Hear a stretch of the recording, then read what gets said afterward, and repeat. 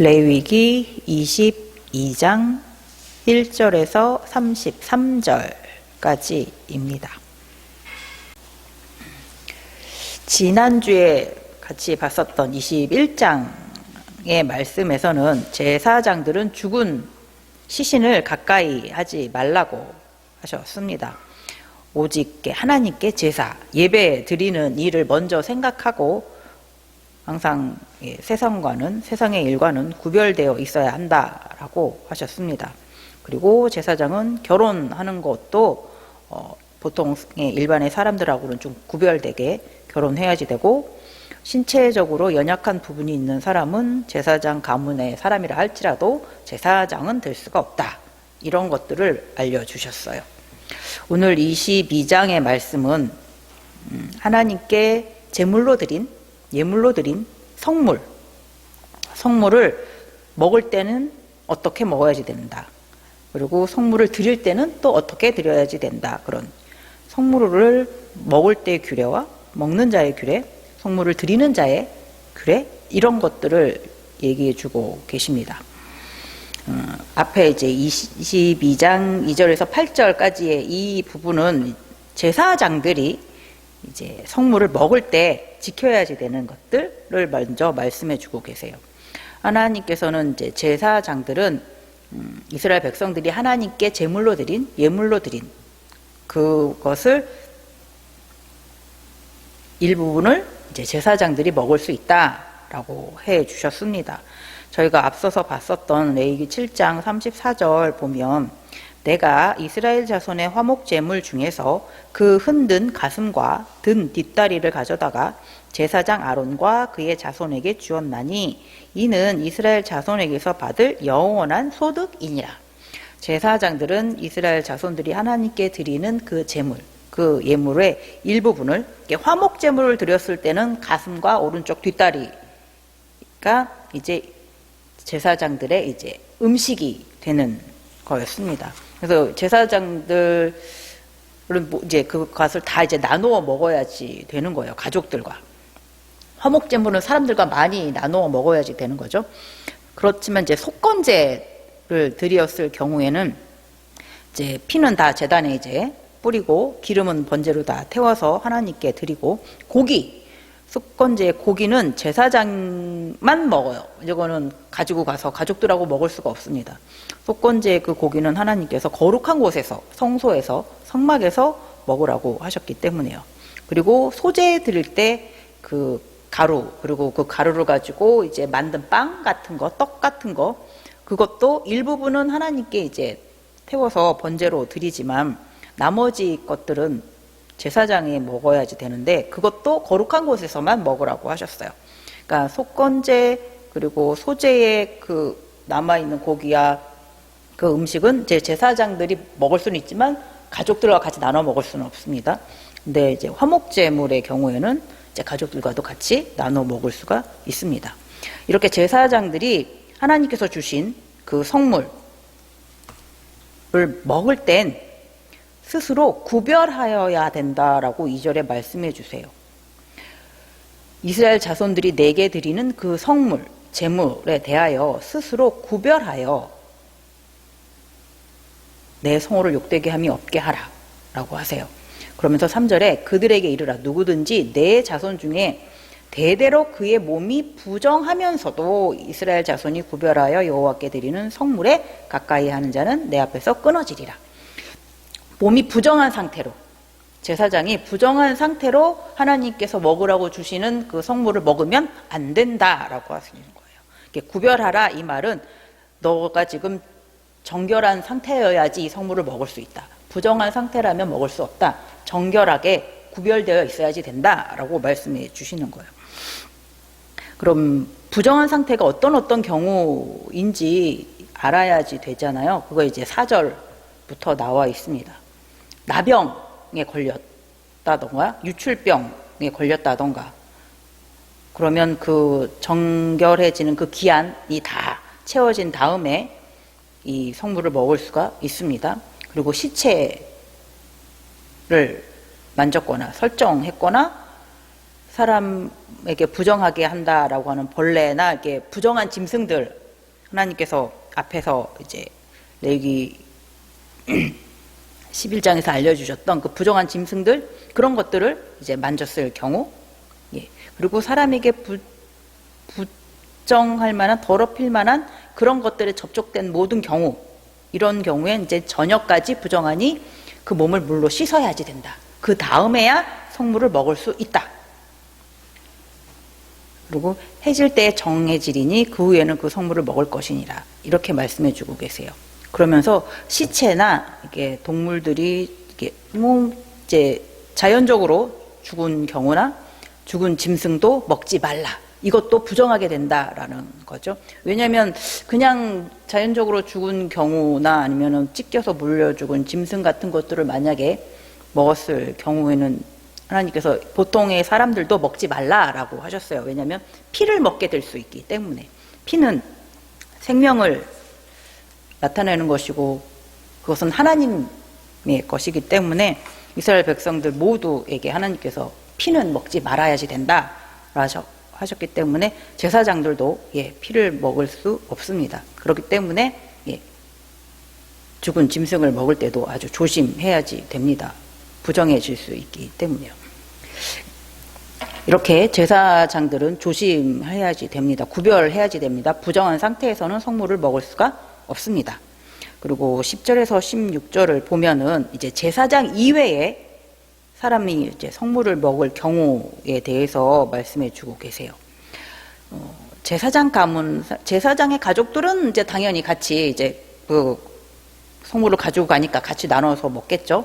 하지만 제사장의 가족들이 아닌 일반 이스라엘 자손들은 이 성물을 먹으면 안 돼요. 먹을 수 없다라고 말씀하세요.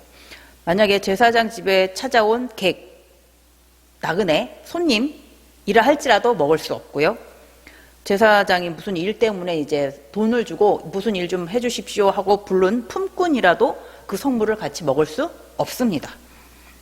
하지만 11절에 보면 제사장이 돈으로 어떤 사람을 샀어요. 그래서 제사장 집에서 계속 같이 살면서 일하는 사람, 이런 경우, 종으로 같이 있는 사람의 경우, 그리고 그의 가족들은 이제 제사장의 소유이기 때문에 한 집 사람으로 보시고서 같이 제사장의 성물을 같이 먹을 수 있다.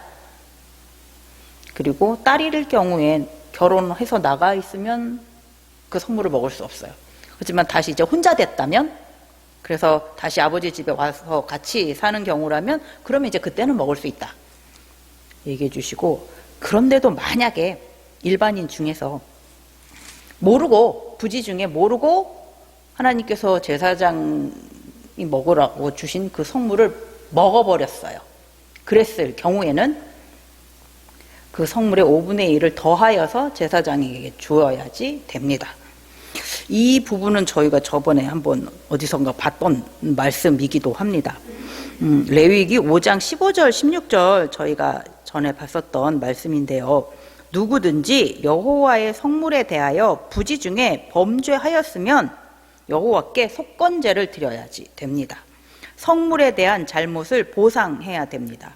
그것에 5분의 1을 더해서 제사장에게 주고 제사장은 그 속건제의 순양으로 그를 위하여 속죄한즉 그가 사함을 받으리라. 이렇게 성물에 대해서 하나님께 구별되어서 이제 이것은 성물, 하나님의 것인데 이것을 일반인들이 먹게 되면은 그 성물에 대해서 속건제를 드려야지 되고 5분의 1을 더하여서 다시 제사장에게 보상을 해 주어야지 됩니다. 성물은 하나님께 드려진 것, 하나님께로 구별된 것, 이제 하나님의 소유이죠. 그래서 하나님께서 원하시는 방법대로, 하나님께서 원하시는 방식대로 먹어야지 됩니다. 그렇게 하지 않으면 형벌을 받을 수 있다라고 말씀해 주세요. 제사장도 하나님께 수종드는 일을 하는 위임받은, 구별된 그런 사람이죠. 그렇기 때문에 제사장도 하나님께서 원하시는 방식대로, 하나님께서 원하시는 방법대로 따라야지 되는 거예요. 그래서 9절에 나와 있는 말씀처럼 그들은 내 명령을 지킬 것이니라. 그것을 속되게 하면 그로 말미암아 죄를 짓고 그 가운데서 죽을까 하노라. 나는 그들을 거룩해 하게 하는 여호와이니라. 예, 제사장들도 하나님의 명령에 따라서, 하나님의 규례에 따라서, 하나님의 말씀에 따라서 하나님께서 주시는 성물이라도 그렇게 하나님의 말씀에 따라서 먹어야지 된다라고 하십니다. 하나님께 구별된 자는 하나님께서 구별해서 먹으라고 하는 것을 먹어야지 되는 거예요. 성도도, 저희도 이제 하나님의 소유로 이제 구별된 자잖아요. 그러면 우리도 이제 하나님께서 먹으라고 구별해 주신 것을 먹어야지 됩니다. 하나님께서는 하나님의 자녀가, 구별된 자가 꼭 먹어야지 되는 것, 하나님께서 주시는 것이 있습니다. 요한복음 6장 33절이랑 6장 51절 이렇게 두 절 같이 읽어보겠습니다. 하나님의 떡은 하늘에서 내려 세상에 생명을 주는 것이니라. 51절, 나는 하늘에서 내려온 살아있는 떡이니 사람이 이 떡을 먹으면 영생하리라. 내가 줄 떡은 곧 세상의 생명을 위한 내 살이니라 하시니라. 아멘. 하나님께서는 하나님의 자녀들이 먹을 수 있도록 하늘에서 떡을, 음식을 내려주셨습니다. 하나님의 자녀는 하나님께서 주시는 음식을 먹어야 됩니다. 하나님께서 하나님이 자녀들에게 먹으라고 하늘에서 내려준 음식, 생명의 떡, 바로 예수님이십니다. 예수님이 바로 성도가 먹어야지 되는 양식, 하나님께서 주시는 성물, 구별된 음식입니다. 항상 예수 그리스도와 함께 하시는 우리 모두가 되기를 바랍니다. 레위기 22장에서 17절부터 30절까지의 말씀은 이제 성물을 드릴 때, 제물을 하나님께 드릴 때 지켜야 되는 것입니다. 제물을 드리는 자는 모든 사람이면 다 됩니다. 이스라엘 자손들 모두, 그리고 이스라엘 자손과 함께 사는 외국인도 가능합니다. 드리는 사람은 상관이 없습니다. 근데 그 제물을 드리는 때 그 제물은 하나님께서 기쁘시게 받으실 만한 것으로 드려야지 되는 거예요. 하나님께서 기쁘시게 받을 수 없는 것을 드리면 안 됩니다. 19절 보면 기쁘게 받으심이 되도록 소나 양이나 염소에 흠 없는 수컷으로 드릴지니. 하나님께 드릴 때는 흠 없는 것을 드려야지 된다라고 하세요. 흠 있는 것은 하나님께서 기쁘시게 받지 않는다. 20절에 흠 있는 것은 무엇이나 너희가 드리지 말 것은 그것이 기쁘게 받으심이 되지 못할 것임이니라. 하나님은 흠 있는 것은 기쁘시지 않다고 하세요. 기쁘게 받으실 수 있도록 흠 없는 것을 드려야지 된다라고 하십니다. 특히 서원하는 마음을 가지고서 드릴 때, 서원한다라는 것은 하나님께서 나에게 이런 은혜를 주셨으면 좋겠어, 하나님께서 이번에 나를 이렇게 도와주셨으면 좋겠어 하는 마음으로 이제 예물을 드릴 경우, 이렇게 서원하는 마음을 담아서 드릴 경우에는 특히 더 아무 흠 없는, 21절에 만일 누구든지 서원한 것을 갚으려 하는지 자의로 예물을 드리려 하나 소나 양으로 화목제물을 여호와께 드리는 자는 기쁘게 받으심이 되도록 아무 흠이 없는 온전한 것으로 할지니. 서원하는 마음으로 드릴 경우엔 더욱 흠 없는 제물을 준비해야지 된다고 하십니다. 하나님께서 생각하시는 소나 양이나 염소의 흠은 어떤 것일까요?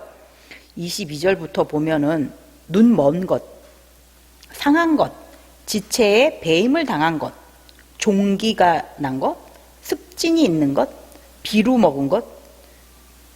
비루 먹은 건 저는 써본 말이 없어서 모르겠는데, 이게 피부가 털 막 빠지고 막 그렇게 좀 딱 봐도 건강하지 않고 애가 어디 아프구나 싶은 그런 상태가 비루하다, 그런 표현인 것 같습니다. 국어사전에 나와 있어. 이런 것들은 하나님께 드리지 말라라고 하십니다. 그리고 24절에 보면 고환이 상하였거나 치였거나 터졌거나 배임을 당한 것, 이런 것은 흠이 있는 것. 하나님께서 보시기에 이런 것들은 다 흠이 있는 거예요. 그리고 소나 양의 지체가 더하거나 꼬리가 2개 아니면 꼬리가 반이 잘려져서 나오는 뭐 그런 거? 그러니까 다리가 하나가 모자란다? 뭐 이런 지체가 더하거나 덜한 것. 이런 것은 서원제는 안 되지만 자원하여 드리는 제물? 하나님께서 이런 은혜를 이번에 나에게 주셔서 너무너무나 감사합니다 라고 드리고 싶을 때 그때 이런 것은 자원하는 제물로 감사의 마음으로 드릴 때는 괜찮다. 하지만 서원하는 마음으로 드릴 때는 안 된다. 이렇게 우리 하나님 취향이 참 정확하시네요. 어떻게 보면 까다로운 거지만 참 어떻게 보면 참 정확하십니다. 이렇게 정확하게 하나하나 일목요연하게 이렇게 정리를 해주셨다는 걸 보면 이걸 봐서도 하나님은 살아계신다는 것이 틀림이 없는 것 같습니다. 안 살아계신다면 이걸 뭐하러 이렇게 하나하나 일일이 다 적으라고 하셨겠어요? 자, 그리고 성물로 드릴 때 소나 양이나 염소의 수컷을 드릴 때 이것이 태어나서 8일이 지난 경우에 그 아이를 드릴 수 있어요. 7일째까지는 예물로 하나님께서 받지 않으신다고 하십니다. 그리고 어미랑 새끼를 같은 날에 죽이지도 말라. 그것도 하나님께서 안 받으신다고 하시고요. 하나님께서는 제물을 기쁘게 받기를 원하십니다. 그래서 그 모든 준비할 때서부터 하나님께서 기뻐하시는 방법으로 준비해서 하나님께 예물을 드리라고 하십니다. 준비하는 과정에서부터 이렇게 하나님께서 기뻐하시는 것은 이런 거야 라고 준비를 한다라는 것은 그렇게 내가 하나님께 감사하는 마음으로 하나님을 경외하는 마음으로 일일이 다 준비를 하는 거죠. 그렇게 항상 하나님의 말씀을 기억하면서 하나님의 말씀대로 예물을 준비해야 합니다. 31절에서부터 보면은 너희는 내 계명을 지키며 행하라. 나는 여호와이니라. 너희는 내 성호를 속되게 하지 말라. 나는 이스라엘 자손 중에서 거룩하게 함을 받을 것이니라. 나는 너희를 거룩하게 하는 여호와여 너희의 하나님이 되려고 너희를 애굽 땅에서 인도하여 낸 자니 나는 여호와이니라. 하나님께서는 하나님의 말씀을 따르라고 하세요. 따르지 않는 것은 하나님의 성호, 하나님의 이름을 속되게 하는 것, 욕되게 하는 것이라고까지 말씀해 주십니다. 하나님께서 이스라엘 자손을 애굽에서 인도하여 내신 이유는 이스라엘 자손을 이방 다른 모든 민족과 구별시키기 위하셨어요. 하나님의 백성으로, 하나님의 소유로 구별해서 삼기 위해서 이스라엘 자손을 애굽에서 인도하여 낸 것이다 라고 말씀하십니다. 하나님의 소유, 하나님의 백성된 이스라엘 자손이라면 그래서 이방인들과는 구별된 삶을 살아야 됩니다. 바로 하나님의 말씀을 따르면서 살아야 됩니다. 그것이 구별된 삶이죠. 그런데 오늘 아까 읽어봤었던 그 흠 있는 재물, 하나님께서 이것은 흠이다 라고 말씀하시는 이 부분은 저희가 지난주에 봤었던 21장 18절에서부터 20절 이 제사장 가문에서 제사장이 될 수 없는 자가 있다라고 말씀하실 때 그것과 좀 비슷해요. 18절에서 20절을 제가 읽어보면 누구든지 흠 있는 자는 가까이 하지 못할지니 곧 맹인이나 다리 저는 자나 코가 불완전한 자나 지체가 더한 자나 발 부러진 자나 손 부러진 자나 등 굽은 자나 키 못 자란 자나 눈에 백막이 있는 자나 습진이나 버짐이 있는 자나 고환 상한 자나 이렇게 하나님은 흠 있는 자가 하나님 앞에 나오는 것도 원하시지 않으시고 흠 있는 것을 하나님께 음식으로 하나님께 제물로 드려지는 것도 기뻐하시지 않는다고 하십니다. 그러니까 하나님께 드려지는 예물 그리고 하나님께 예물을 드리는 사람 하나님께 제사 드리러 나오는 사람 모두가 다 흠이 없어야지 됩니다. 로마서를 한번 보겠습니다. 로마서 12장 1절 2절을 보겠습니다. 그러므로 형제들아 내가 하나님의 모든 자비하심으로 너희를 권하노니 너희 몸을 하나님이 기뻐하시는 거룩한 산 제물로 드리라. 이는 너희가 드릴 영적 예배니라. 너희는 이 세대를 본받지 말고 오직 마음을 새롭게 함으로 변화를 받아 하나님의 선하시고 기뻐하시고 온전한 뜻이 무엇인지 분별하도록 하라. 아멘. 사도 바울이 얘기해 주신 거죠. 성도는 하나님께 예배 드릴 때 거룩한 산 제물이 되어야지 된다. 그래서 하나님께서 기뻐하시는 예배를 드리라고 이제 알려주시죠. 그러면서 이 세대를 본받지 말아라. 이 세상을 본받지 말아라. 이 세대, 이 세상과는 구별된, 분별된 그런 예배, 새롭게 변화된 예배를 드려야지 된다라고 합니다. 이 세대, 이 세상은 내가 이 세상에 있는 법에 위반되지 않았다면, 내가 이 세상의 법에서 죄 지은 자가 아니면 나는 죄인이 아니다라고 말을 하죠. 그러니까 세상에서 인정한 착한 사람, 세상에서 인정한 죄 없는 사람은 천국에 가야지라고 말을 합니다. 세상에서 착하다고 하는 사람, 세상에서 죄 안 지었다고 하는 사람은 천국에 갈 수 있다. 그렇게 사람들은 말합니다.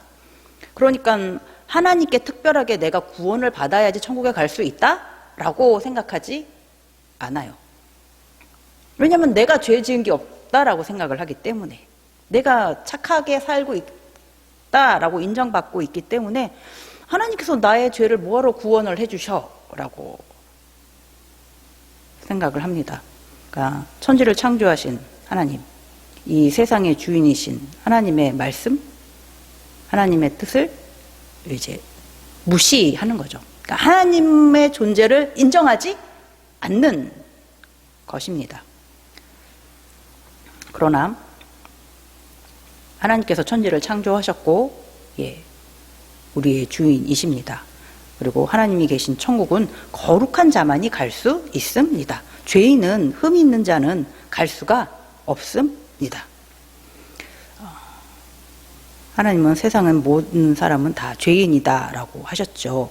로마서 5장 12절을 보면 그러므로 한 사람 아담으로 말미암아 죄가 세상에 들어오고 죄로 말미암아 사망이 들어왔나니 이와 같이 모든 사람이 죄를 지었으므로 사망이 모든 사람에게 이르렀느니라. 아담의 때로부터 세상의 모든 사람은 죄인입니다. 하나님의 말씀을 떠나 사람, 바로 죄인입니다. 하나님이 필요 없다라고 하는 사람이 바로 죄인입니다. 세상은 하나님의 말씀을 떠나 있죠. 하나님이 필요 없다라고 말하는, 하나님이 없어도 된다라고 말하는 것이 바로 세상입니다. 그래서 세상은 다 죄인입니다. 이런 죄인인 세상과는 구별되어서 하나님께 나와 하나님을 예배하는 자를 하나님은 기뻐하십니다. 하나님께 예배하기 위하여 나가는 자는, 그리고 하나님께 드려지는 그 예배의 제물은 흠이 없어야 됩니다. 저희처럼 이렇게 하나님을 예배하는 자는 흠이 없어야지 됩니다. 거룩해야 됩니다.